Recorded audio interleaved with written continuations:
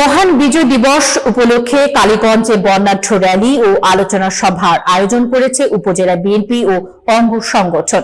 কালীগঞ্জ উপজেলা সংবাদদাতা মোহাম্মদ শাহনেওয়াজ জানান, গাজীপুর জেলা বিএনপির আহ্বায়ক ও গাজীপুর ৫ আসনের বিএনপি মনোনীত প্রার্থী সাবেক সংসদ সদস্য একেএম ফজলুল হক মিলন প্রধান অতিথি হিসেবে উপস্থিত ছিলেন।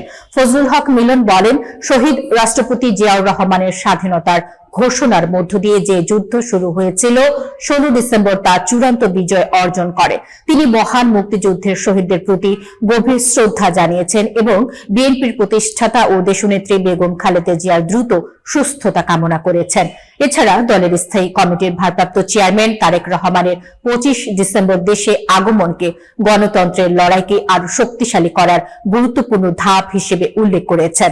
বুধবার বিকেলে উপজেলার বিভিন্ন ইউনিয়ন ও পৌর বিএনপির নেতাকর্মীরা খন্ড খন্ড মিছিল নিয়ে কালীগঞ্জ শ্রমিক কলেজ মাঠে জমায়েত হন। পরে ফজলুল হক মিলনের নেতৃত্বে বিজয় র্যালি প্রধান সড়ক প্রদক্ষিণ করে উপজেলা কেন্দ্র শহীদ মিনারে মিলিত হয়।